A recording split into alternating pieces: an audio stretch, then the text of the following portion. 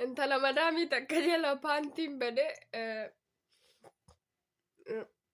شقالة نجلا فدته جته شقالة شقالة نجلا فدته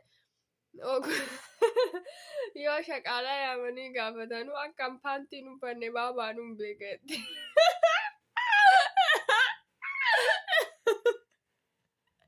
Inna amma mana hidhaa jirti. Mee viidiyoo banime mana hidhaa jirti. Mana hidhaa jirti anin beekaa isin mana hidhaatti. Mee mana hidhaa hayaat viidiyoo banime. Mana hidhaati kun. Mana hidhaadha. Mana hidhaati. Wallaahi Yaa. Mana hidhaa banaa isin akkas dangicaat mana hidhaa waan ta'eef. Yaa mana hidhaati booda dammoo mana hidhaa guddaa geessaniin bakkee kana. Hayaat maaluma taate bannaati maal balleessite?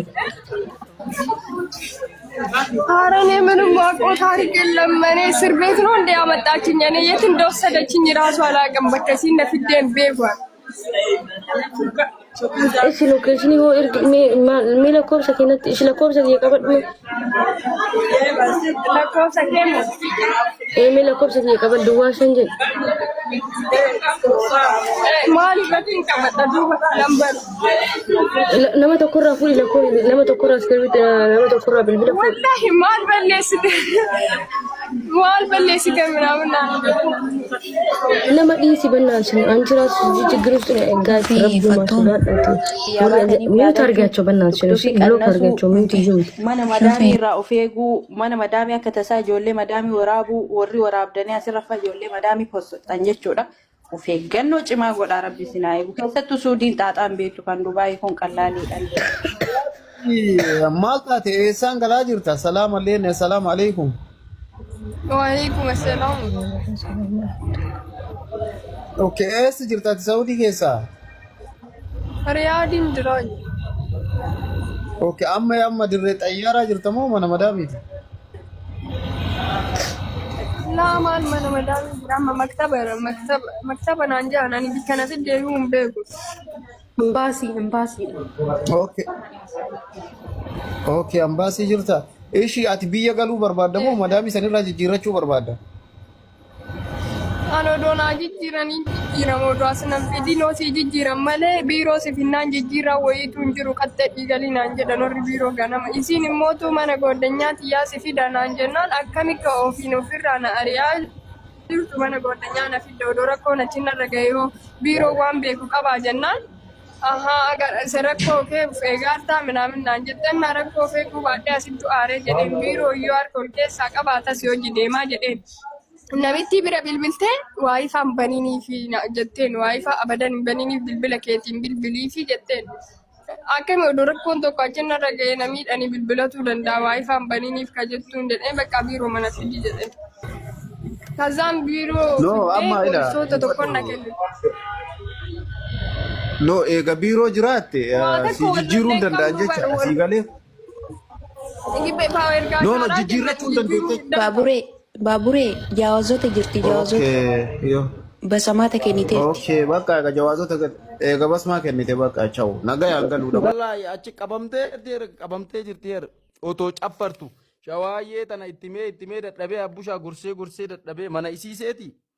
Mana arabaatitti namni eega deeme tiktookii maalii kana saggat huccuu arabni tokko intaloon tokko siyettee itti kennite otoo jalaa godhattee tiktookii hin dalaydu ofirraa riite kan tala. Baade maalumaa wal fuuna abbushaa maalumaa wal fuuna barnaati birrii nu ergaa ishii maalumaa wal fuuna ishii mee amma galte maaluma godhaafat. Wallahi yoo jiri Malaaxaa wayita malaaxaa galu nagarra maar malaaxaatti wayita galu maal walii godhu mina aragal simmii dola malaaxaan jenne akka aaga ambiyyaa jalaa ba'a hanjaasiiti. Ambirriin qabu abbushaa ammaa kun wannoon na eegi naan jette keessaa sagalee na ergitee si argisiisa wannoo booleen na eegi booletti anuu caammaa garagaraa godhadhee deema booletti si eega.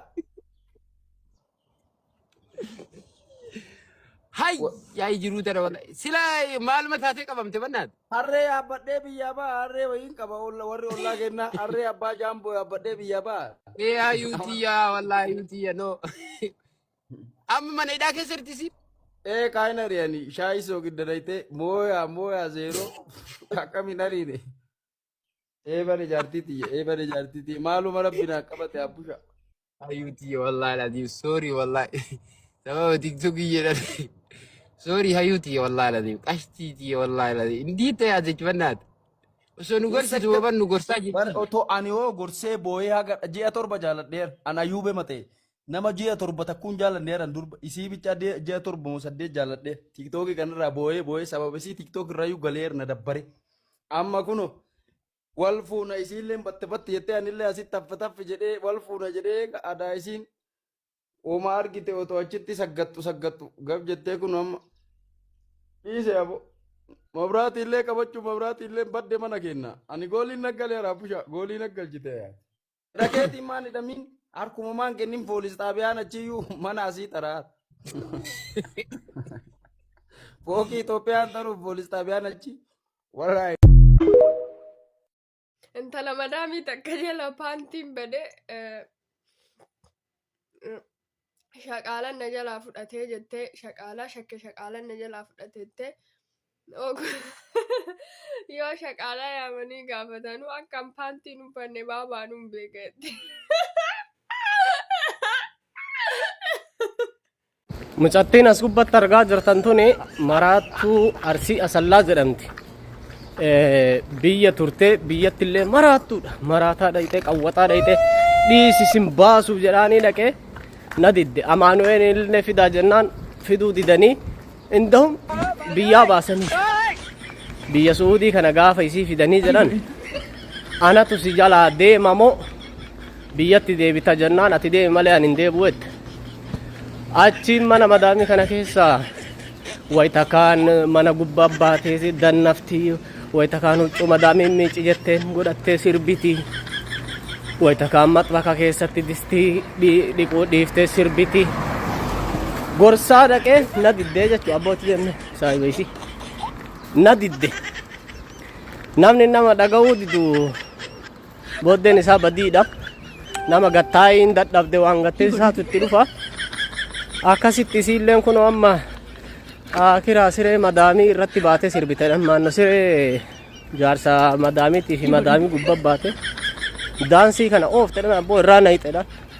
Cuma madaamiin fuute biyyallee hin galchu jette xaayifii kana jirtedha mana hidhaa maraattota. Wayitataa ijannuun wayita kadhannu nu didde mana hidhaa maraattota xaayifiin fidanii achi jirti jedhanii amma isii gaafii deemaa jira bara kun ol. Waa harkatti qabadhee hidhaa sanitti bakki isiin hidhamtee sanitti achi gaafachuu deemaa dha. Mee namni hin dhaqin na dubbisaa waliin dha'inaayyuu. Amma manaa gabba'ee wayita taaksii qabadhe isinitti hima. Akkan. Akirri akira. Ji'uma lama keessatti kunno. Wayitan gattaa isiniin jedhuun diddanii waagaa keessa sitti xiqqaate. Silaa takkaa na bira fidanii booksiin afaan wal jala si dabarse achi si fidaa jechuudha. Maraafuu namoonni dhaquu heddan na dubbisa. Waa guduunfadhee dhaqaa jira jechumaafi akkasii nagaatti.